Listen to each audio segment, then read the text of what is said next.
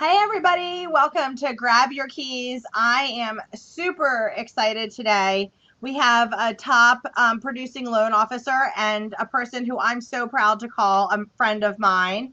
We have Kyla Whitmore from the great state of Alabama. Roll Tide. Roll Tide. I knew we would always be friends since you're close to my kiddos.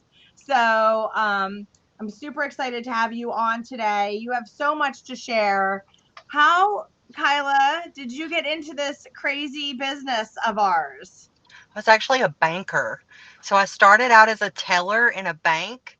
And I just kind of slowly started working my way up. I had been in banking for about 10 years.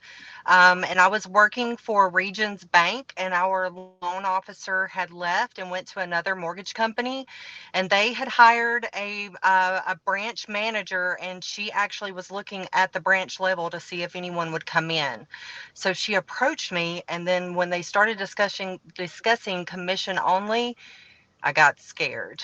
Mm-hmm. Um, so they came back and they actually paid me a salary which I never used one time, and I I've just made it from there. But I started out as a teller, so That's awesome. That's a great story. I love hearing people who start out thinking they're going to do one thing and then end up doing something else. And wow, have you totally flourished? You are constantly on the top producers month after month, year after year at Success Mortgage Partners. So that is just something not to, something that's super important and super great and a great accolade to definitely have. And what in the market that we're in right now, how are you doing that? How are you constantly, keeping it fresh, constantly talking to people, constantly marketing? How are you getting the business right now in this rough marketplace? well, I have an amazing team that allows me to get out from behind my desk and go out into our community. I do a lot of community service. I serve on several board of directors, one being a local domestic violence and assault shelter. Wow. So that team gives me the ability to get out from behind my desk and go out and attack different areas. I have a huge real estate following. I drop by real estate offices constantly and love on our real estate agents because they are the ones that make the housing market go. And then just being out in my community, I'm a member of our local chamber of commerce, and I try to do all of their events and any type of fundraising that I can jump into just to make connections and be able to help our community. Those are the things that I love, and it just happens to generate business for me. Yeah, I love that. And you're so good with doing all of those things and helping and educating your realtors and being a mom, because I think always saying being a mom is a full-time job. So it's like having two full-time jobs because you're constantly taking the mom cap on and off, and you're constantly taking the community cap on and off, and then your loan officer cap on and off. So when you can blend some of them together, it makes it easier, doesn't it? It does. It surely does. Yeah. What do you believe your three keys to success are? What's your secret sauce for Kyla? Well, number one, I seek my Lord and Savior Jesus Christ in everything that I do. So I seek Him first. I learn from my mistakes. Any mistake I make, I'm always looking for a solution to make it better for the next time. And being consistent and persistent in pursuit of my dreams. I know that doing things over and over again is the key to success, and so I try to be persistent and consistent in anything that I take on and to master. I love those. Let's break those down a little bit. So faith, you obviously need to have your faith, and your faith is what carries you through, and that's what keeps your glass running over and keeps you positive. So I absolutely love that. And talk a little bit about with regards to mistakes. When a mistake happens, and I mean we all make mistakes in the mortgage business. Like we can't keep everything in our head. There's so much to keep in our head. How do you make that mistake better and then make sure that it doesn't happen in the future? Well, it sticks out like a sore thumb in my brain forever when it happens. So it stays in my memory bank as something that had went wrong, and I immediately go to looking for the solution so it doesn't happen the next time. Hmm. Um, oh, that's a hard question, It is a Sue. hard question. It wasn't the one of the ones written down. Yeah. You So stumped me. You stumped me. I know. So here's the thing. So let's break it down a little bit. So when a mistake happens, meaning somebody gets qualified differently, a FICO score changes. There is at least when we have, and I think you have the same thing because we do things very similarly. Is you just put it in your brain trust and make sure that it doesn't happen again. But the thing that I love is there's always plan B and C in this mortgage industry. So you can pretty much switch somebody from like conventional to FHA if their FICO score changes. And the nice thing is then we're educating the realtors of why this happened and how we can make sure that that mistake, even though it's a little blip, doesn't happen again. They go and buy a car, they pay off a debt that they think they're helping, and their FICO score plummets 100 points. That's like crazy stuff. And learning from your mistakes is so important, but also educating people also is super important too. So I think that's probably what you meant by learning from your You hit it. mistakes. You hit it spot on. Thank you for answering it for me. Yeah, I knew what it was. I knew what it was for you. So, and then being consistent and persistent, doing things over and over again. What would be an example of that? Like, even I know you do a lot of events and lunch and learns and education. It's just that constant, like, sometimes you have to talk to the realtor 17 times before you get a yes. And maybe for those people who are newer in the business, like, that's disgruntling for them. Like, they get frustrated. Can you maybe give an example or talk about, like, you don't get every realtor the first time you talk to them, do you? I I mean, maybe don't. you And that was the do. hardest part for me is because I hated rejection. I hated rejection with a passion. And so I would try my best to make them love me by just continuing to pour into them, stopping by to see them, calling them to check on them. Because eventually they know that you care about them by consistently reaching out.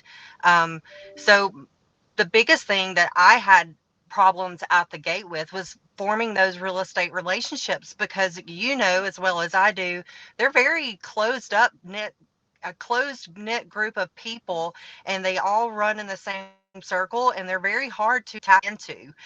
So they want to know that you're going to take care of their client, and I think that is where my consistency came in, was that I was constantly able to take care of their client and follow through with the promises that we have made. Do we mess up? Absolutely. But we're always, like you said, looking for the plan B or the plan C to getting the loan closed. Yeah, so I think all of these pretty much go around, like you're a servant leader because of your faith, and you lead by your heart because of your faith. And then you make the mistakes and you learn from those mistakes when, in fact, something might happen. But also, you've won because of the mistake too, when somebody else has made a mistake and you know how to fix it because you have that fantastic, banking background that you have that knowledge that a lot of people don't have. And then the consistent and persistent of doing things over and over and over again, in that's hard. And what another thing that you do that I just know because I know you is you set your goals, you live by your goals. I love that you know always have in the front of your mind what your goals are and strive to achieve those. And that's also in being consistent and persistent. I love that You've got to have your goals in front of you.